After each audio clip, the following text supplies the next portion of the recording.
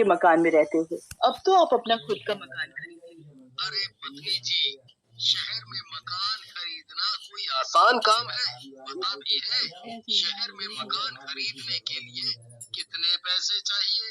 अजी मैं सोच रही थी कि क्यों ना हम अपने गांव की जमीन बेच दें। सुधा, बात तो तुम सही कह रही हो। गांव की जमीन बेचकर इतने पैसे तो हो ही जाएंगे कि नया मकान ले सकें। अजी कुछ पैसे तो आपने जमा कर ही रखे हैं और कुछ पैसे हमें गांव की जमीन बेचकर मिल जाएंगे। उतने में तो एक नया मकान आ ही जाएगा।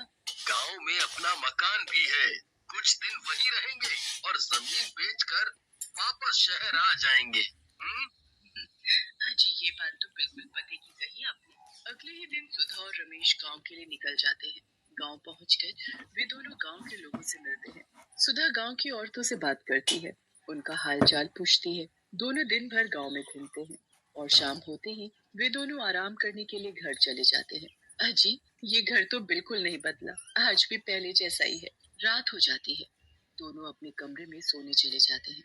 आधी रात होते ही घर की छत से आवाजें आने लगती हैं। सुधा घबराते हुए बोलती है, अजी जल्दी उठिए, जरा देखिए तो घर की छत से कैसी कैसी आवाजें आ रही है। कहीं चुड़ैल तो नहीं आ गई हमारी छत पर? अरे भाग्यवान, छत पर बंदर आ गया होगा। तुम भी ना, चलो अब सो जाओ। अजी आज मुझे सुमन बहन बता रही थी कि कुछ दिनों से एक चुड़ैल ने गांव में आतंक मचा कर रखा है। वे आधी रात को लोगों के घरों की छत पर आती है।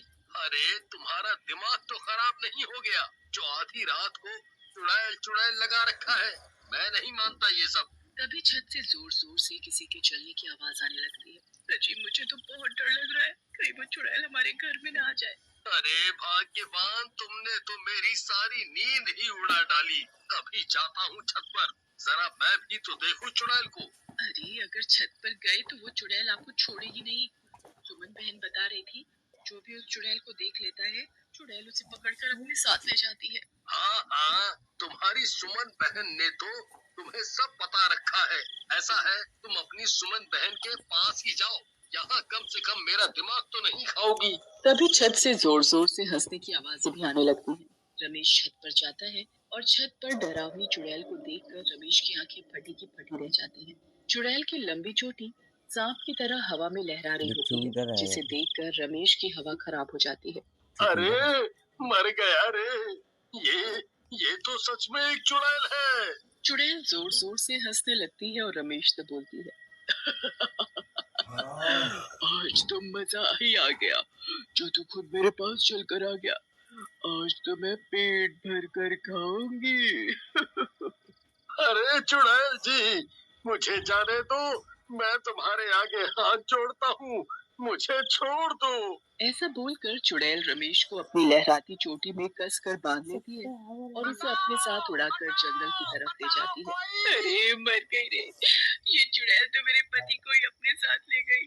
अरे कोई तो बचाओ मेरे पति को। सुधा की चिल्लाने की आवाज सुनकर गांव के लोग वहां जाते हैं। गांव के लोग आपस में बातें करने लगते हैं।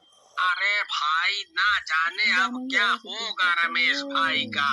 वो चुड़ैल जिसे भी अपने साथ ले जाती है, वो दोबारा वापस नहीं आता।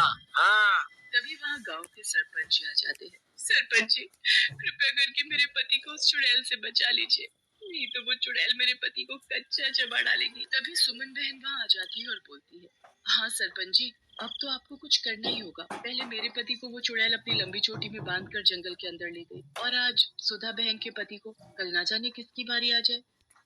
सही कहा, अब तो कुछ करना ही पड़ेगा उस चुड़ैल का, नहीं तो ना जाने कल किसको उठा ले जाए। अगले दिन रात होते ही सभी गांव वाले अपने अपने घरों में चले जाते हैं और अपने घरों के खिड़की दरवाजे बंद कर लेते हैं। आधी रात होते ही चुड़ैल गांव में रहने वाले कालू की छत पर आ जाती है और जोर जोर से हंसने लगती है। कालू और उसकी पत्नी रमा बहुत डर जाती है। अरे मर गए रे, ये चुड़ैल तो आज हमारी ही छत पर आ गई। तभी कालू की पत्नी रमा बोलती है, अरे नाश बेटे जरा धीरे बोल, कहीं तेरे साथ साथ मुझे भी ना उठा ले जाए ये चुड़ैल। अरे करम जली, कभी तो अच्छा बोल लिया कर, जब देखो मुंह खोलती है तो बस बुरा ही बोलती है। तभी कालू एक बड़ा सा चाकू उठाता है और गुस्से में बोलता है, आज मैं इस चुड़ैल के टुकड़े टुकड़े कर दूंगा। फिर देखता हूँ कि कैसे ये चुड़ैल किसी को उठा कर ले जाती है। हाँ। जैसे ही कालू छत पर जाता है, चुड़ैल कालू के सामने आ जाती है। कालू चुड़ैल से बोलता है, आज तू मेरे हाथों से नहीं बचेगी। देख मैं तेरा क्या हाल करता हूँ। तेरी इतनी हिम्मत कि तू मुझे मारेगा? रुक, अभी बताती हूँ तुझे तो मैं। ऐसा बोलकर चुड़ैल जोर जोर से हंसने लगती है और कालू को अपनी लंबी लहराती हुई चोटी से बांध लेती है और जंगल की तरफ उड़ा कर ले जाती है। अरे नाश पिटे, मैंने कहा था कि छत पर मत जा, पर मेरी सुनता कौन है। तभी रमा जोर जोर से चिल्लाकर गांव के लोगों को इकट्ठा कर लेती है। कुछ लोग लाठी लेकर चुड़ैल का पीछा करते हुए जंगल के अंदर चले जाते हैं। चुड़ैल कालू को लेकर एक खंडहर के अंदर चली जाती है। खंडहर के अंदर से जोर जोर से चिल्लाने की आवाजें आ रही होती हैं, जिसे सुनकर गांव वालों की हालत खराब हो जाती है। कोई भी खंडहर के अंदर जाने की हिम्मत नहीं कर पाता और सभी वहां से भागकर सरपंच जी के पास जाते हैं और सरपंच जी को सारी बात बताते हैं। सरपंच जी गांव के लोगों से बोलते हैं, उस चुड़ैल से पीछा छुड़ाने में मदद कर सकते हैं। सभी पंडित जी के घर जाते हैं और उन्हें सारी बात बताते हैं। पंडित जी अपनी आंखें बंद करके मंत्र बोलने लगते हैं और कुछ देर बाद पंडित अपनी आंखें खोलते हैं और बोलते हैं, उस चुड़ैल की एक लंबी चोटी है और चुड़ैल की सारी शक्ति उसकी चोटी में है। अगर चुड़ैल की चोटी को काट कर जला दिया जाए तो वो चुड़ैल भी अपनी चोटी के साथ भस्म हो जाएगी। अरे पर उस चुड़ैल की चोटी काटेगा कौन? तभी सुधा सरपंच जी से बोलती है, सरपंच जी, मैं जाऊंगी उस चुड़ैल की चोटी काटने।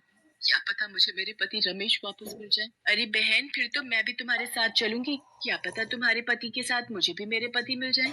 तभी सुधा रमा बहन से बोलती है कि रमा बहन, मैं चुड़ैल को अपनी बातों में उलझा कर रखूंगी, तभी आप पीछे से आकर चुड़ैल की चोटी काट देना। ऐसा बोलकर दोनों जंगल के अंदर चली जाती है और खंडहर के पास पहुंचकर सुधा चुड़ैल को जोर जोर से आवाज लगाने लगती है, अरे ओ चुड़ैल, कहाँ मर गई? और तुझे मेरा ही पति मिला था उठाकर ले जाने को।